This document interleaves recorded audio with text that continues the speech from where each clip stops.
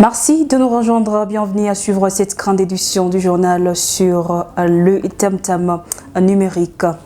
Au total, 6 armes ont été récupérées par les forces de l'ordre de baie des sinistrés en provenance des Goma, dont 4 à Minova et 2 au port de Bukavu. La nouvelle est donnée par le ministre de l'Intérieur et Sécurité, Lobangilo Singabo. Pour le ministre Lobangilo Singabo, c'est le fruit d'une patrouille systématique des agents de l'ordre aux sinistrés venus des Goma. Le ministre Lobangilo Singabo l'explique dans ses propos recueillis par Justin Pantoali. Je vous confirme qu'à Minova, jusqu'hier, on a pu récupérer 4 armes sur des gens qui partaient de Goma. Et ici au port, on a récupéré également 2 armes et ça nous encourage.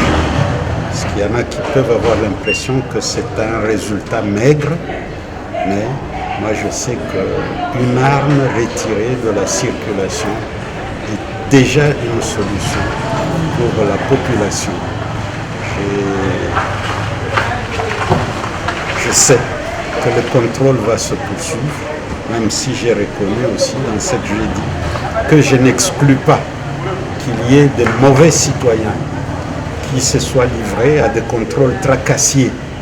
J'ai appris que par endroit, il est arrivé qu'on exige $10 pour tirer un véhicule, tout ça. C'est des choses auxquelles nous sommes occupés à travailler. J'ai discuté avec l'administrateur du territoire de Calais et je peux vous dire que cet avant-midi, il est descendu à Minova puisque je lui ai dit que je tiens à avoir un rapport quotidien de l'évolution de la situation. Donc à l'heure qu'il est, l'administrateur est à Minova, il n'est plus au chef-lieu du territoire. En même temps, l'ONG Congo Handicap prête à témoigner de son hospitalité aux différents sinistrés venus de Goma par des actions caritatives. Cette structure a prouvé sa bonne volonté en disposant son équipe chargée d'identifier les sinistrés au port et les acheminer jusqu'au site prévu pour leur hébergement. Suivez cet élément de reportage. Dans cette débandade jusqu'à-là infinie, dans différents ports de Bukavu, Congo Handicap ne reste pas insensible aux chocs que connaissent les gomatraciens. Cette structure s'illustre par des actes de bonne volonté, fiches d'identification à la main, moyens locomotifs. Dans des ports de Bukavu, Congo Handicap déplace les gens vers différents sites et paye les transports pour faciliter à d'autres les déplacements vers les familles d'accueil. Ainsi, elle compatit avec eux. Pourquoi cette motivation? Théophile Choukuru, agent à Congo Handicap, explique. Nous sommes une organisation humanitaire, nous intervenons dans plusieurs secteurs dans la province du Sud Kivu. Et lorsque nous avons appris la catastrophe qui a eu lieu au niveau du Nord Kivu, Congo Handicap, au travers de son directeur pays ainsi que sa coordinatrice, s'est proposé au niveau du gouvernement provincial d'aider dans l'évacuation des déplacés qui viennent du Nord Kivu. C'est-à-dire nous les accueillons ici au port et puis nous les amenons vers les sites qui ont été érigés par les gouvernements provinciaux. C'est un message d'espoir, il ne faut pas qu'ils perdent espoir. Et surtout que nous sommes tous dans ce monde, nous savons que lorsque les gens restent soudés, restent solidaires, l'espoir est toujours permis et donc ils ne se sentiront jamais abandonnés. C'est pourquoi le monde humanitaire est mobilisé pour les accueillir et les mettre dans les meilleurs. Cette opération se poursuivra jusqu'à la fin de l'éruption volcanique à Goma. À Bukavu, 5 sites ont été retenus, parmi lesquels les terrains de Dendéré, Nyakavogo, Funu, Inera et Calais Centre. L'association de vendeurs de denrées alimentaires plaide pour l'implication des autorités provinciales pour mettre fin aux désordres causés par des étrangers sur le marché en Provence. Le membre de cette association a lancé cette alerte dans une assemblée générale organisée ce 29 mai 2021.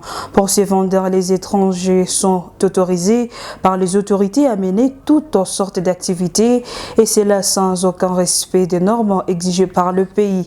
Ce vendeur de tout le marché confondu indique que leur activité fait face à plusieurs difficultés, notamment la concurrence déloyale, mais aussi l'envahissement de leur profession par des non qualifiés.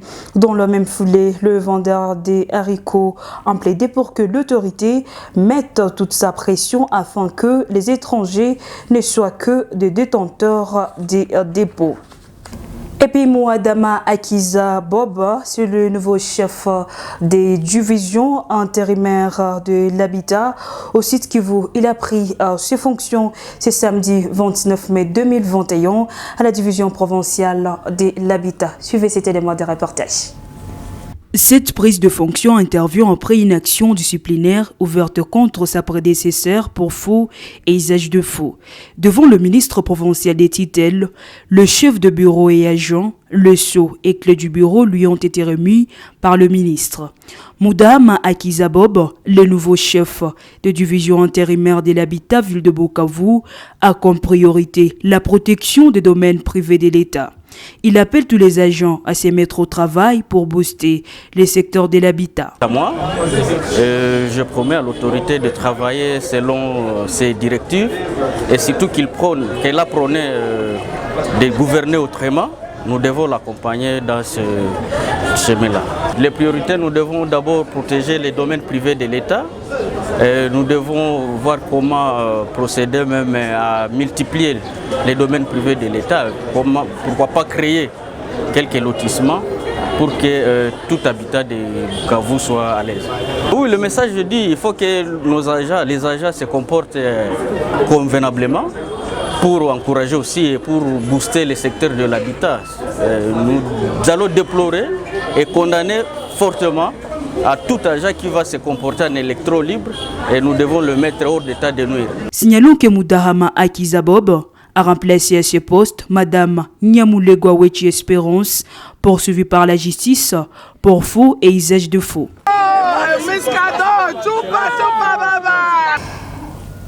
Et puis avant de parler sport, parlons à présent de Chevalier de la Plume et du micro. Le journaliste de la province du Sud Kivu, plus qu'engagé à lutter contre le rumeur entourant le vaccin contre le coronavirus.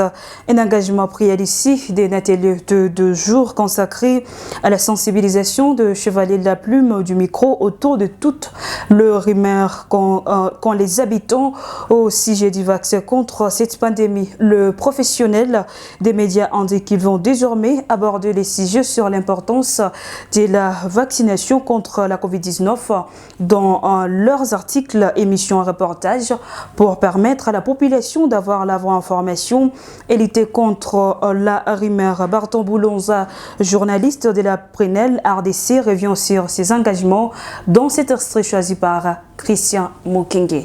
Bon, bien, nous venons de suivre la formation sur la communication, sur la vaccination en cours contre la pandémie de Covid-19, notamment avec les vaccins AstraZeneca.